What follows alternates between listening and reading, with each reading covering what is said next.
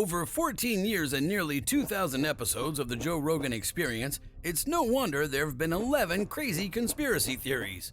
We'll start the video with a moon landing when the Nixon administration was screwed as hell. Joe gives his opinion on episode 1481 of his show. Press conference from 1969 when they returned from the moon is one of the most cryptic, weird things you'll ever see. These guys look like they just stole something and they're being questioned. I've never seen a video where people look like they're more full of shit than that video of the press conference from 1969. It's weird, man. It's weird. They're like fidgety and looking nervous, like they're getting away with something. So they didn't do it then? They might have done it. They might have been forced to say some things that they didn't want to say, and that could be part of it. Absolutely. You know, they could have done it, but there's a lot of weirdness with the moon landing. It's if you wanted to have like a conspiracy to wrap your head around that's exciting, it's one of the best ones. Really, but who benefits from it? The United States government did, because it showed military superiority over the Russians, so we were able to do that. Sure. It also, you know, it was the Nixon administration. People were just flat out full of shit. Well, yeah. I mean, they were just lying to people left and right back then. That's government, though. Yeah, but even more so then, because it was unchecked. There was no media. Social media. Yeah, there's nothing that would expose them for this. And this stuff, they would air it on TV once in 1969. You never see it again unless you watched it on film. There's no YouTube where you can go back and watch the astronauts on trampolines video. That's my favorite one. You watch that and you go, what in the fuck is happening there? These guys are bouncing up in the air. Like, how are they doing that? Like, they never did. If you watch Apollo 11 when they were moving around on the surface of the moon, it's just like they're moving in slow motion. And then you go to whatever it was, like Apollo 14 or 15 when they were doing the trampoline thing. They're fucking flying through the air. Have you seen it? I've not. I know. I've never gotten to the moon thing. The flat Earth thing is ridiculous. Watch this. And like their feet are hidden. Look at this. Watch these guys bounce up in the air. It's like they're on some sort of wire, like they're being yanked up into the air. Oh, yeah. Like, what the fuck are they doing? And they're playing, like falling down, and it's very weird. But it could have been that they were really on the moon, and these guys were fucking cowboys and yahoos, and they wanted to bounce around. Oh, you were posting those videos. Yeah, I posted those videos back in the day. Yeah, I had a debate on Penn Jillette's radio show with a guy who's an astronomer. And he wasn't willing to admit a lot of stuff that was a fact, like the fact that Werner von Braun was a Nazi. Well, why does the flag look so still there? Well, the flag had a wire, first of all, on the top of it that stiffened it up to make it. But there's videos of the flag moving in a non-existent breeze, which is weird too. And they try to make some logical explanations for why the flag could be moving in a vacuum, and some of it makes sense, but some of it doesn't. Like the wires one is weird. If you watch them fall down, like go to that one right there, Jamie. If you watch, like sometimes they're falling down, and when they're falling down, it looks like they get yanked back up. But I think it might not have been real footage. What they might have done is use some test footage, like right there, Jamie, right there. Let it go. Like, homeboy falls down, and then it looks like he gets yanked back up. Look at this. Whoops. Oh, he did not. That is not him standing up. Yeah, what is this? That's not him standing up. You can't stand up like that. Right, but you're on the moon, okay? So you realize you're in 1/6 Earth's gravity. But there was nothing to make him go like this. Exactly. Right? You can't get up without... Exactly. Now we go back to MMA, because that's what these freaking... Folk-style wrestling's the next generation of MMA, because you have to turn to your base to get up. You can't look at. There's nothing on the ground. How's he going to get the momentum? He's getting yanked up. Like he would have super abs. He would have to be like a breakdancer. No, you can't, because. Okay, maybe a breakdancer. Maybe a breakdancer. But you can't get up without putting a base down, right? Yeah. There's an overwhelming amount of evidence that the terrorist attacks of September 11th, 2001 were indeed the result of a conspiracy. A conspiracy between Osama bin Laden and a team of Saudi hijackers. The question that Joe discusses with his guest on the podcast is related to a financial conspiracy, namely the disappearance of $2.3 trillion on the day of the tragedy. Want to hear another conspiracy theory that you probably don't know? It's going to blow your mind? Let's do it. The day before 9/11, the day before the attacks, Rumsfeld gave a press conference where he talked about trillions of dollars missing. The day. Then a plane slams into the very part of the building where they were doing the accounting. Blows up, half the fucking building in the Pentagon, blows up a wall. Donald Rumsfeld was on, where was it, the White House lawn? Listen to this. This is like 10 minutes, but it's at the Pentagon. This is on C-SPAN. You can look it up right now. We got to get to the quote where he says, he mentions $2.3 trillion in missing receipts. He talks about his, in quotes, adversary. But see if you can just find the quote. See I know there's YouTube videos. You're what are you looking at? Is this looking for they C-SPAN? Have clips on here on C-SPAN. You can get it there. If you just Google it, don't even do that. Just go through YouTube. Oh, that's right. I know. You have to see it because you hear him say it and you're like, wait, what the fuck did he just say? Not on foreign terrorists threat, but the 48 billion. That's Bush, though. Yeah. There it is. Oh. Yeah, I think that's it. That's right there. Let's see. What it already spends. According to some estimates, we cannot track $2.3 trillion in transactions. 2.3. Okay, now, again, somebody told you that literally, like, right before 9/11 happened, they said they couldn't track $2.3 trillion. You'd go, no, that didn't happen. That did not happen, but it did happen. What the fuck? Yeah, so think about what Kennedy said. Yeah. Think about what you saw when you saw that Vice movie where Dick Cheney, who was the CEO of Halliburton, becomes a vice president and gets billions of dollars in no-bid contracts. Now think about what we just saw with Donald Rumsfeld saying they couldn't find $2.3 trillion. I don't know where it went. I don't know. It seems like we should have had it. So, like, we'll keep looking. Oh, no. The spot where we looked just blew up. Oh, my God. What the Find hell? out if that's true. If it was the accounting office, because this is what I love to say it because it sounds good, but let's make sure it's true, that part blew up. But either way, that he did say that, and then they did get hit by a plane a couple of days later.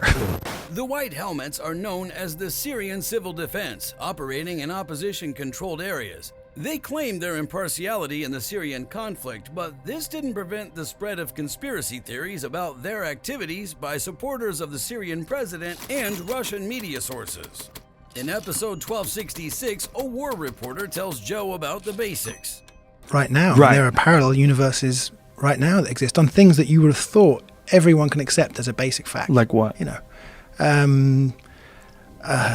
I mean, Syria. Yeah. You know, the White Helmets. There are some fairly serious people saying the White Helmets are, you know, some kind of media front for Al Qaeda or Al Nusra. Would you explain the White Helmets for people? So when there's a bombing and a building collapses, they go in and drag people out and get them medical attention as quick as possible. And people think that they're somehow or another involved in it? They're a front? Yeah, and the footage is faked in order to drum up sympathy for the rebel-held areas. I mean, I've heard, you know, serious people say that. Serious people? Yeah, not loons on Facebook. I've heard, you know, Like journalists? Or? Yeah. Number 1. The Secret Fund. If you're online, everyone can find out where you are and what you need. Companies track your needs and make money from it. What if the government wants to use technology to control every aspect of your life? It seems like that phrase from the book 1984, Big Brother is watching you, is becoming relevant in our lives as well. The whole thing about like tracking you on your phone, that it's normal now. We just normalize getting tracked everywhere. Allow location? Okay. Allow location. Go ahead. You know Tell what the me where worst? I am. But you know what the good thing is? I'm not doing nothing bad. Yeah, that's the So good it's not thing. like I'm not stabbing somebody or I got an alibi, you know. This is like the slippery slope. You know, that's what people were worried about when all that Edward Snowden shit came out, that the government can just track you. But now everybody just gives it up to apps. That's You know, it. and that What they are you can gonna listen do? to everything you say. Well, how many of your fucking phone... Isn't it been proven? Has it been proven that your phone is actually listening to you? Yes. Right? Can we say that, or are we crazy? That's tough. Yes. I would I have to believe say, it. yeah, I it believe probably is. I definitely think they could turn your microphone on, and they can make your phone listen to you. I Dog, think I that's a heard- fact. I heard a fucked up story, and I'll drop it on you here. I have not a friend.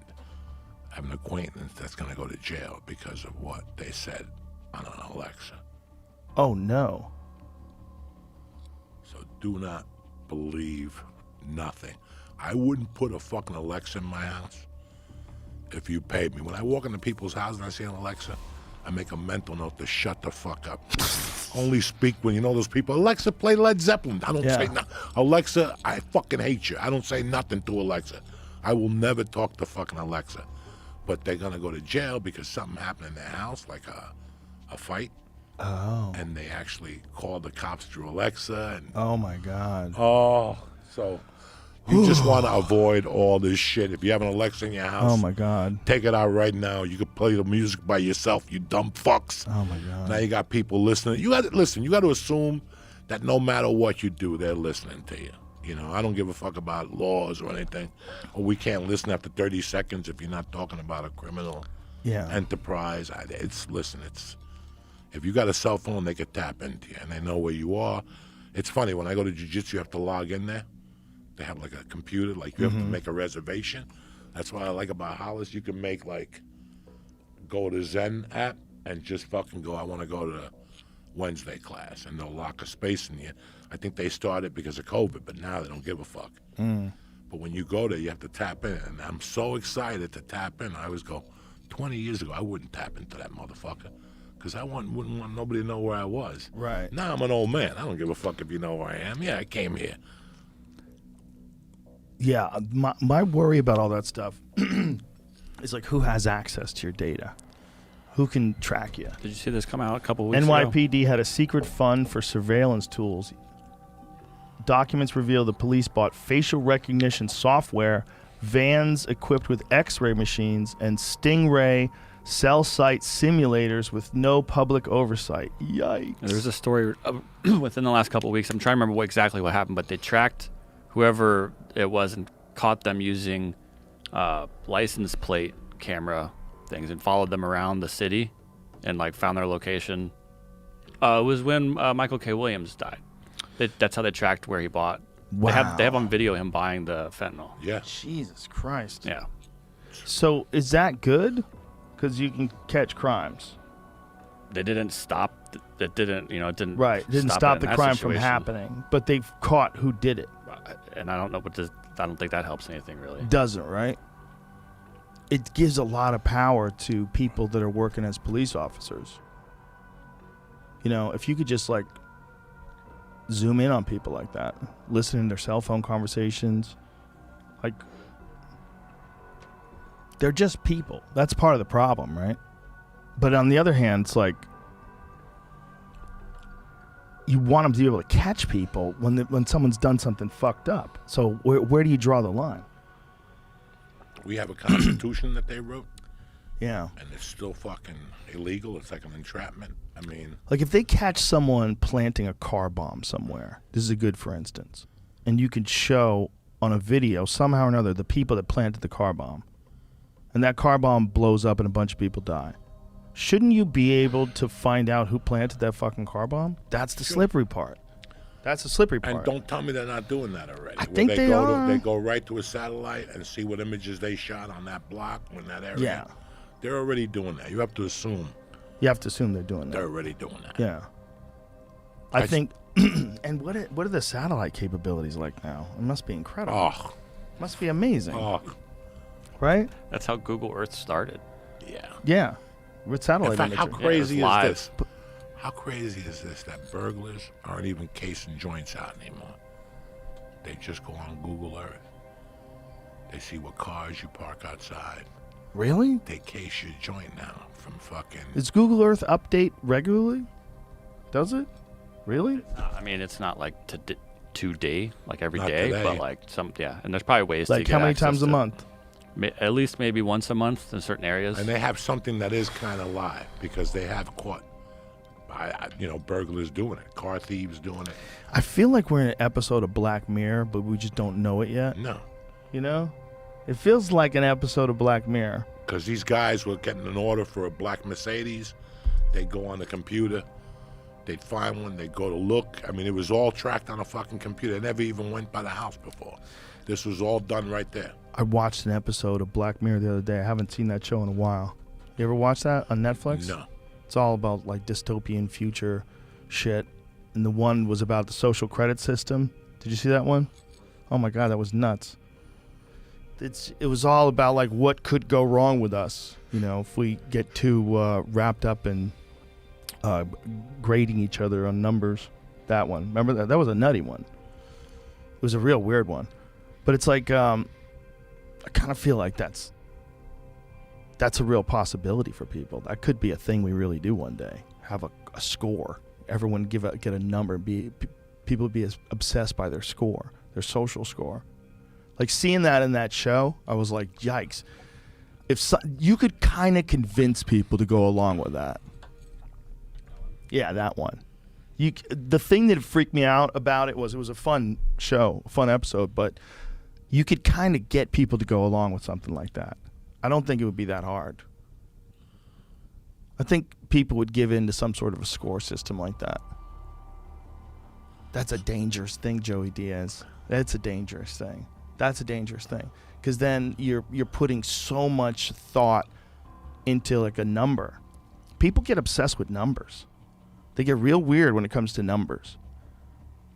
If you give people a number, like you're 5 stars, Joey. You're like, oh, I'm 5 stars. Yeah, but Mike's 7 stars. You're like, oh, we get obsessed. I want to be 7 stars. What do I have to do?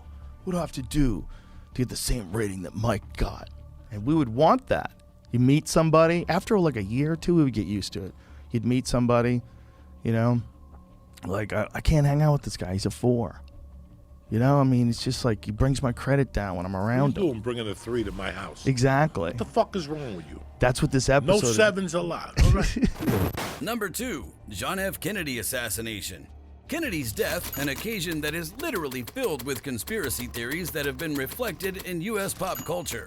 In the episode, Joe Rogan shares his own thoughts and arguments about this. What's your favorite conspiracy theory that turned out to be true? It's hard to say whether it turned out to be true, but JFK is the biggest one. And where did you land on that? I landed on that. It's very possible that Lee Harvey Oswald was involved. It's very possible that other people were involved too. It's very possible that he shot at Kennedy and other people shot at Kennedy at the same time, and that he was a patsy and he was put up. Like, he was obviously involved in a lot of intelligence agency shenanigans. He went to Russia, he married a Russian woman, came back to the United States. He had been involved in all sorts of communist propaganda shit. He was definitely not like an above ground guy. He was a shady dude. Yeah. And it's entirely possible that he was one person out of a plot to kill the president, and they put it all on him, and they had Jack Ruby shoot him. But everybody goes black and white on that. You either go Lee Harvey Oswald acted alone, or you go he was innocent and the CIA had him assassinated because he was trying to get rid of the CIA, which he was. I mean, Kennedy was trying to pull us out of Vietnam, was trying to get rid of the CIA, he was trying to get rid of the Federal Reserve. There was a lot of like super controversial ideas that Kennedy was trying to push forward, and someone killed him. Number 3, Brazil Roswell. One of the most famous cases of contact with a UFO in Brazil, which happened in 1996 near the city of Varginha. 25 years later, interest in this case has been revived thanks to the documentary The Moment of Contact, which contains the testimony of eyewitnesses, experts, and officials. Director James Fox tells Joe about communicating with eyewitnesses. Following and pleading with them all the way out there. Please, just tell us, please. I swear on my life this happened. He gets in the car, doors open, he looks up, and the only reason why I'm telling you this because he died. He looks up at Marco and I, and he goes, it happened. Closed the door, and off he went. Now, the reason why I share that is because that's not something that I can put any weight on for the documentary for people like you, right? But as a personal message for me, knowing that level of validation on the inside, it kept us going. It was like, okay, why on earth would he have done that? Why on earth would he say? And that kept Marco and I going, and that was a personal level of validation that. Is there any conventional explanation why the military shut everything down? Why they had military barricades set up around that area? No, they did try to say that the creature was this guy who's got like some deformities. But I've seen the guy Modine or something like that. But you talk to the witnesses. But why would the military shut the town down because a guy with deformities? And then for the doctors in the hospital, they said there was like a midget having a baby or something weird, just something that was just so ridiculous. It was like, and you talk to the witnesses and they're just like, oh come on, I'm not even gonna, that's laughable at best. I mean these girls came within 8 to 10 feet. Three women, Katya, 2 sisters, Liliani and Valkyria, 14, 16, and 21. They got within 8 to 10 feet in broad daylight of this creature. And one of the things that doesn't come across in the film, when they saw this thing, they're looking like, what are we looking at here? They're walking through this field and it's up against a cinder block wall. And one of them was looking at it, what is that? And it was crouched by the wall. It was weak and feeble. And one of them kind of like screeched. Like, what is that? And it turned and it looked right at the girls, locked eyes on them. Liliana grabs her younger sister, who's 14, Valkyria, and hightails it out of there. Katya is 21. She's frozen in her tracks, locked eyes with this creature, and it's communicating with her. Please help me. It wants help. It's weak and it's feeble and it's scared, and it's crouched down. Liliani realizes that Katya is back there. She gets, 100 feet down the path. She leaves her sister, stay here, I'm going back to get Katya. She runs back. And I asked Katya, and I asked all the girls, during that moment of contact, when you lock eyes, I know it's only a brief second, but during that moment of contact, what did you feel? Like, put me there. That's where the title comes from, Moment of Contact, because that was when they locked eyes on this creature. And that's when Katya said, help me, I'm scared. And it was feeble and suffering. And it's a very powerful moment. And these girls have been saying the same thing. The mother, it's the first time I'd ever reported on these so-called like men in dark suits that show up and intimidate witnesses. Honestly, I've been hearing about those cases for so many times, but I've avoided them because it's got so much baggage from men in black. It's just ridiculous. I just didn't even want to be associated with it. But I'd heard it. I can go on until I'm blue in the face. I go until tomorrow morning with the amount of cases, with generals too. But this time, when the mother said that these men showed up and tried to get the daughters to say they were lying and offered her a briefcase full of $100 bills and they could relocate, I don't know. For some reason, I said, okay, for the first time in 25 years, I'm going to report on these guys. And I did. And it's in the movie. You can hear the mother talking about it, and she's so emotional. And the mother came back to the location right after it happened. The smell, that stench, and the footprint on the ground. I mean, everybody talks about that stench, that it was so... They said, if you ever take like a skunk, multiply that by like 100,000, that would give you some indication of the level of like how putrid and nasty. It was paralyzing.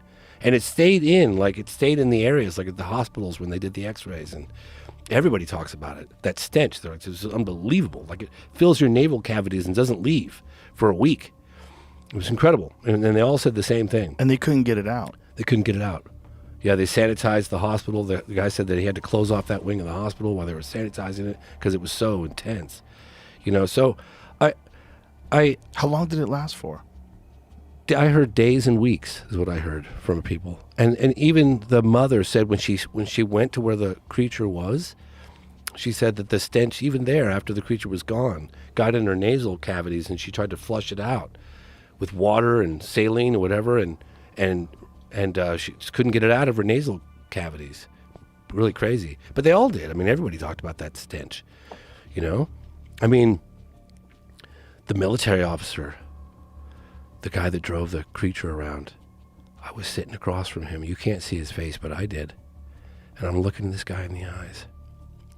I'm thinking, I could be looking at a guy that drove a fucking alien around. You have no idea, dude. You have no idea. How did he describe it? So fucking intense. When I came back from that trip, people were like, how was your trip to Brazil?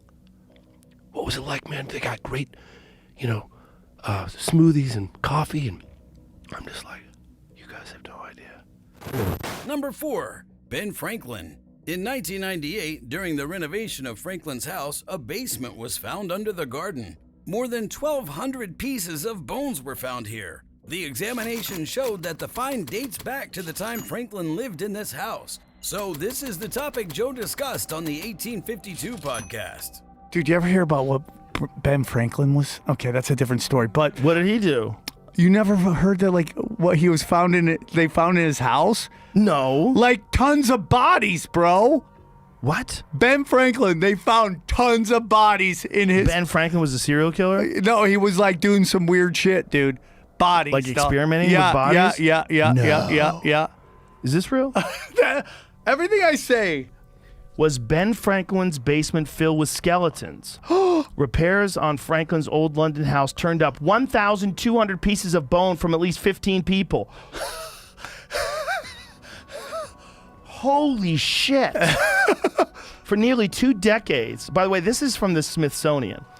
This is not some wacky conspiracy This ain't samtripoli.com. Yeah. For nearly 2 decades leading up to the signing of the Declaration of Independence, Benjamin Franklin lived in London in a house on 36 Craven Street. In 1776, Franklin left his English home to come back to America. More than 200 years later, 15 bodies were found in the basement, buried in a secret windowless room beneath the garden.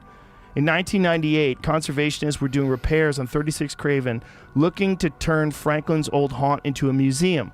From a 1 meter wide, 1 meter deep pit, over 1,200 pieces of bone were retrieved. Remnants of more than a dozen bodies, said Benjamin Franklin's house. 6 were children. Forensic investigation showed that the bones dated to Franklin's day. Holy shit. The most plausible explanation is not mass murder, but an anatomy school run by Benjamin's young friend and protege, William Hewson. Oh, just an anatomy school. Yeah, and we're just going to bury them downstairs. Okay, anatomy was still in its infancy, but the day's social and ethical mores frowned upon it. A steady supply of human bodies was hard to come by legally.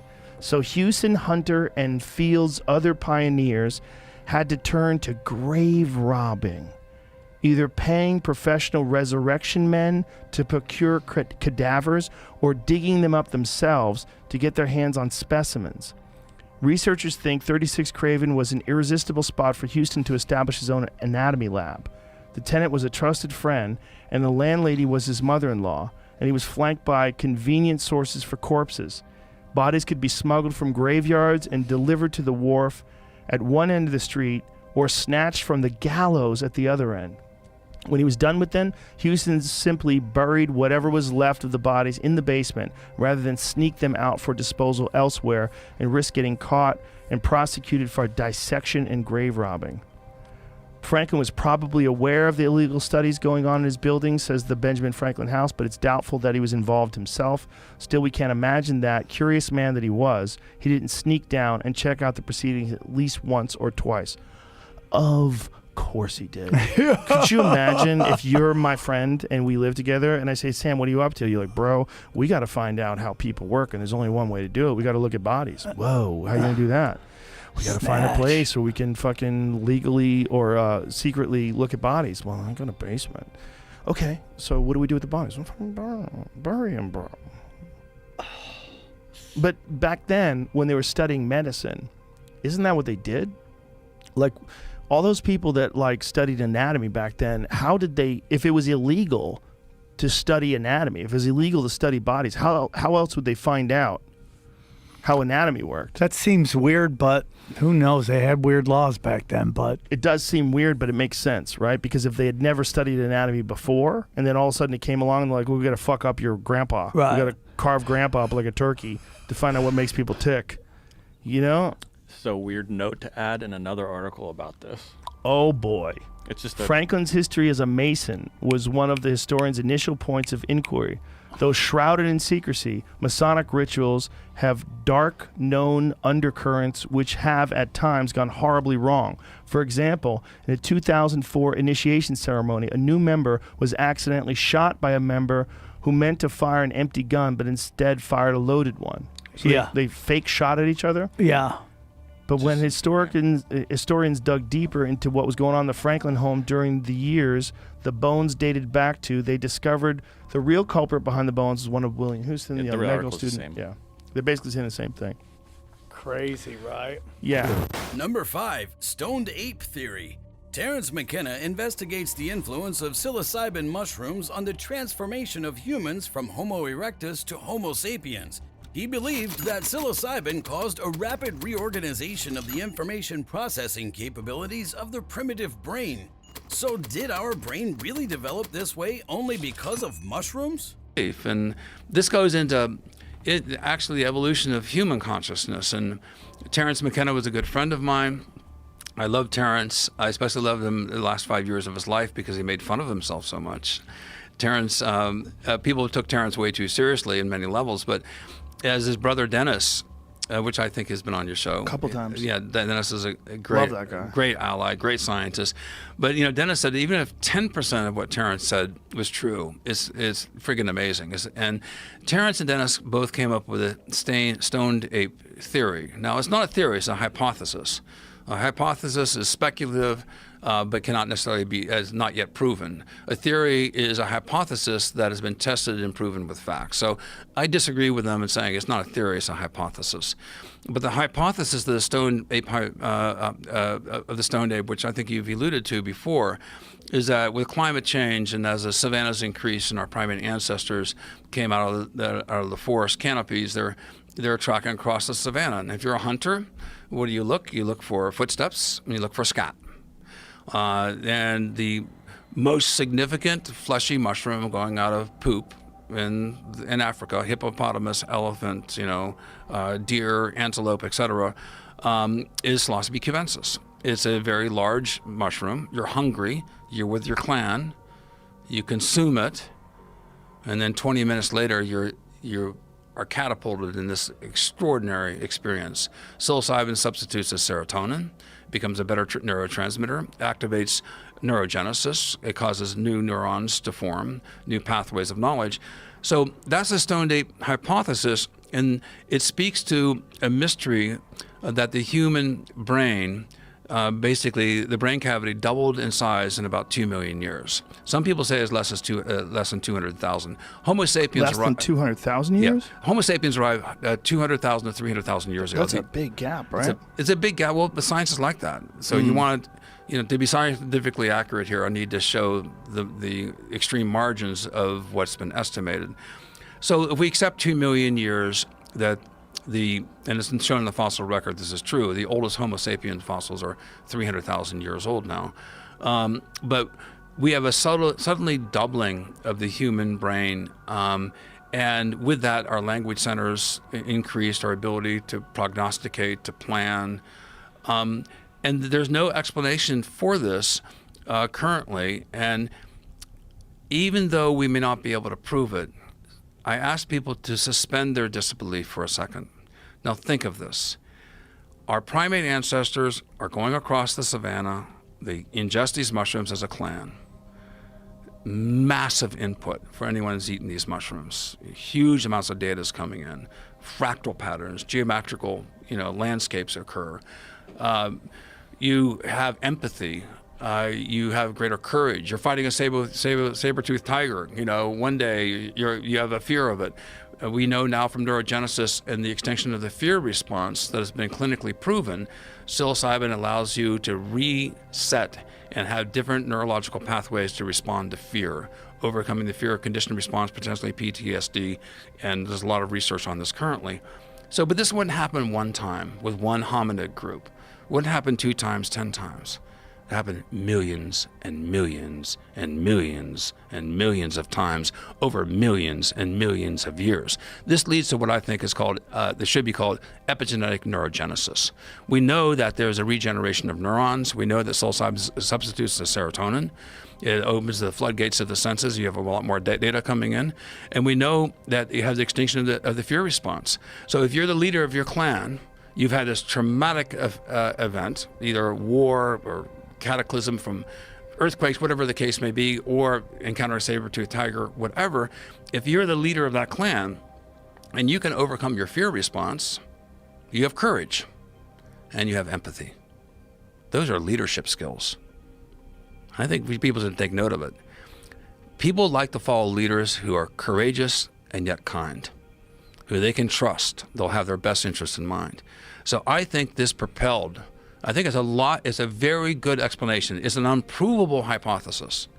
But now we're at a junction and we're ready for the next quantum leap in human consciousness. I think psilocybin should be looked upon as a nootropic vitamin. And there's a huge amount of interest in this. Johns Hopkins University, as you probably well know, New York University, UCLA, elsewhere in Europe, there's major clinical studies that have been conducted in the past 2 years showing exactly what I'm saying about overcoming fear response, neurogenesis, overcoming PTSD. This is now medically quite seriously considered, and something that I think that we should explore under controlled settings. I'm not into partying with psilocybin mushrooms. Damn. Number 6, the lost city of Atlantis. Atlantis is a legendary island that sank under the waves in the distant past, taking with it an advanced civilization. Is it possible that we will ever find it? Or more importantly, did it even exist? Jamie, will you pull up the photos of these concentric circles? Tell him. Yeah, the Richat, R-I-C-H-A-T. It's worth mentioning got it already here. Yeah, in the first couple, I just want to say it's Richat. I used to call it Ricot. I was mispronouncing it. But let me ask you this, Joe, real quick. When you saw my video, was that the very first time you had ever seen this thing before? Yeah. That's the thing. So many. When I first saw this, I was like, what the fuck is that? By the way, you see that white, all those white blemishes? That's salt. This was under the ocean, and people. Let me just say, you mentioned Randall Carlson and Graham Hancock. I love them. And I know for sure that they don't particularly think this is the site for a few different reasons. So let me say there's absolute doubt. Even I am not 100% certain. I'm not even 100% certain Atlantis existed. What I am certain is that humans were doing spectacular things and a cataclysmic event happened called the Younger Dryas and reset something for somebody. Is there a natural explanation for this formation? Yes. So let me say that it is considered to be mysterious. They're not 100% certain of it. However, the consensus is that it was a volcanic dome that had risen and collapsed multiple times, like 100 million years ago, allegedly. I say allegedly, I'm not necessarily disagreeing with that. I'm just saying I would like to know where sometimes they get these figures from. Like, explain to me why it was 100 million years ago and not 99 or 98, because here we are talking about how crazy things changed in just the last 12, 13,000 years. So when they throw around these numbers, 1 million years in itself is an incredibly long period of time. But getting back to your question, some had originally thought that maybe it was an impact site from an asteroid or perhaps, but there's no evidence for it. Like there's none of the nano. The problem is there's these concentric circles. I've never seen anything. I mean, obviously I'm not an archaeologist, but I've never seen anything like this. If you study structures that are like man-made structures, I've never seen anything like this that humans have made. But I've definitely never seen go to that one where your cursor's on, Jamie. Please. Number 7, The Shining and the Moon Landing. In 2010, American conspiracy theorist Jay Winder publishes an article on his website. In his opinion, it helped him reveal numerous hidden hints in the Shining movie. For example, that the landing of the Apollo 11 astronauts on the moon was filmed in advance by Kubrick.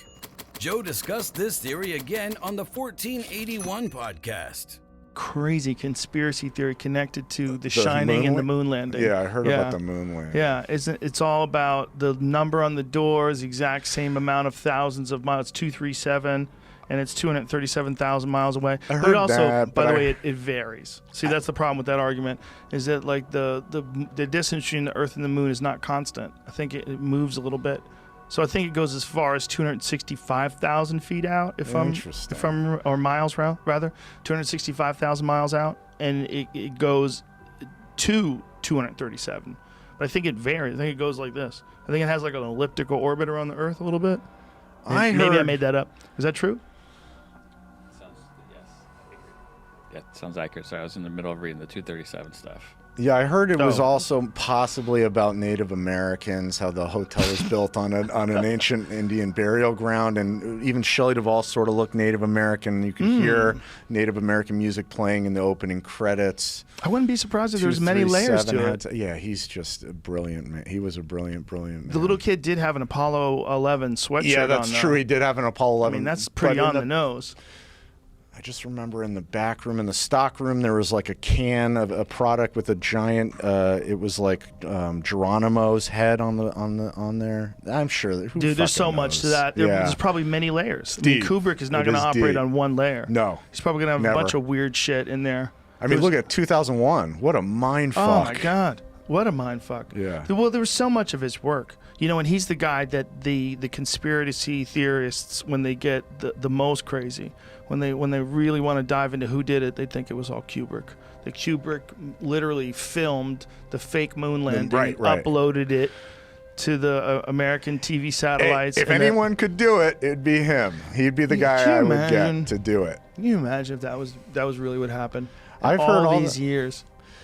I remember hearing all the fucking conspiracy theorists about the Illuminati killing him because he made yeah. Well, they were worried he was going to open his fucking mouth. Tell about the moon landing. Oh, no. That's what it was. No, because he made keep his fucking mouth shut. That too. That was his last one. They're like, enough. This guy's getting too close. Because I think he died like a week after that movie came out. Of course he did. That's fucked up. That's how they roll. Number 8, Epstein. Jeffrey Epstein was quite a controversial person. He was in contact with the most influential people in the USA, including Donald Trump, Bill Gates, and the Clinton family. What happened on his private island is unknown. Maybe someone didn't want the world to hear these stories. With what just happened with Epstein, people you can't get away with this stuff anymore. Well, what happened with Epstein, this is what I like about it. Yeah. It was so blatant and so outrageous that people go, hey, maybe they did fucking kill Kennedy. Yeah. Like, yeah. They absolutely did. Maybe and they I was just doing shows in Fort Worth, and I was looking at these audiences, and I was going, they'd kill him again. Yeah. They'll kill him again. Give these people a couple of shots of tequila, another shot goes right through Kennedy's head. Well, if there was another one like Kennedy, like let's think, if someone took over after Trump and this guy was trying to get rid of the NSA and get rid of the CIA, and you know, and then there was some sort of mafia and industrialists, and there was some, and the mafia fucking got him into office in the first place. 100%. So they were like, "Hey, you fucking piece of shit! Yeah, we're the reason why you're here. We rigged Chicago for you." And so then he has this military blunder, the Bay of Pigs, and so then the military's after him. Everybody's hangry. He says he wants to splinter the CIA into 1,000 pieces and give all like peacetime intelligence gathering capability to the military. If we had someone like that, some guy like that, and by the way, he was fucking everything that moved too. Yeah, I mean, and he was different world doing drugs and everything. You know, he was enjoying himself.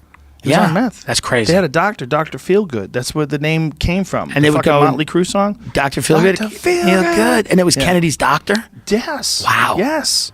That's when being president was a great job. Well, they all were on it. That's how they fucking got the party moving. Yeah. Just meth heads. You're busy, man. You got things to do. It's hard. Yeah, it's true. I mean, listen, this is the argument for Trump being on amphetamines right now. Yeah. How the fuck else are you going to run a country? Yeah. You have to be a little amped. A little amped up. He's definitely amped. He's got a little piece of something. But I like seeing him. I like seeing him. You know, when he goes big. What is this? Sidebar. South Dakota today started a new campaign, anti-meth campaign, but it is onmeth.com, and meth, we're on it is the slogan. That they spent over 450 grand. I mean, there's not anybody. What? You spend how much? 450 grand of taxpayer money to figure this out. Oh my God! This is why people hate the government, because nobody was able to stop this and say, "Hey, this is not the best." This is the dumbest fucking ad campaign I've ever seen in my life. Meth, we're on it. That sounds like a fucking Onion article. It's like a rap song or something. Like a bad rap song. This is so. Doesn't it seem like an Onion article? I love what it says. It goes, South Dakota has a problem. There isn't a single solution because meth is widespread, but we can approach it from different angles so it doesn't take over counties, towns, neighborhoods. Let's work together. Meth, we're on it. God. What's up with that fucking brown water? Turn that back up. Put that back on. How about you fix that fucking toilet water you got your kids swimming around in? Look at that water. It's disgusting. Yeah, meth is you got probably more than one problem. Yeah, meth is not even in the top 10 problems in South Dakota. Meth is what you need to get on to fix the other problems in South Dakota. The whole town council's got to have some you need of that. to start cleaning. But Epstein, they just charged guards. I mean, this is hilarious. Yes. This is a very funny comic. Nick Mullen on Twitter was like, "Oh yeah, this is the justice we all wanted. The guards." You know? No, here's what's not good. the 2 prison guards tasked with watching Jeffrey Epstein on night he killed himself. They should fucking charged with falsifying records And conspiracy. And conspiracy. Here's why that's good. Somebody paid those guys, and they're gonna sing, or they're gonna die. Something's going to happen. Either they're going to take those guys. I think it's a way to satiate the public. I don't think I don't think that Barr, the Attorney General, has any real desire to get to the bottom of what happened. I mean, this is clearly, obviously, sexual blackmail. Epstein was involved with intelligence, whether it's U.S., whether it's Mossad, it's somebody. His island was a honeypot. He had powerful people in compromising positions. He was probably like an access agent where he would give these intel agencies access to insanely powerful people, ex-presidents, people like that. So there, if you don't want to open up that wound because it's never going to stop bleeding, and guys like Barr who are this is a guy that's participated in multiple cover-ups. I don't think he has any really interest in. He's a lifelong government official. You could say deep state, you could say whatever it is, but he's just a career. His job is to protect the interest of these power factions in Washington, these government agencies. There's no way they open this up. And there was no way that they could have had Jeffrey Epstein in open court pointing fingers at maybe prime ministers and presidents. It would tear countries apart. It would be the biggest political scandal in our lifetime. I just can't believe they just murked him like that, though. They didn't just murk him. They murked him twice. Here's what I want to know. When he tried to commit suicide the first time, were the cameras broken then, too? Great question. I don't know. How come we never heard that? Well, we didn't see any footage of him. I've never seen any footage of him in his cell. I mean, they haven't released any footage of the cameras ever working, right? I mean, from what I can understand. Did they even comment on it? Remember the first time that he attempted to commit suicide? I think they got it. Yeah, I don't know. That's a good point. I mean, I think they found him. They transferred him. I don't know if they have photographic evidence of him doing that. Google what happened the first time Epstein tried to kill himself. Because that's an interesting thing. And where is it's a very interesting. So do they know for sure? Did they watch the footage and see him tying a rope around his neck? And then they went in and go, next time you got to do it like this. You tie the knot stronger. You take off from the chair. My favorite thing was his cellmate. The cellmate that they gave him. Oh yeah, which is like a cop who gorilla cop from Westchester. Huge skinhead looking dude, Italian guy, coked out, giant muscles, who killed a bunch of fucking people and sold drugs. Just him and Epstein, and they got along. He was like the Hollywood stereotype of the last guy you would want in your fucking cell. Be in a cell with. Big Guido, ex-corrupt cop with giant muscles. Yeah. It's this monster. And connected to the law. I mean, it's just like, if that's the guy, I mean, that would be the guy that maybe he's the guy who killed him.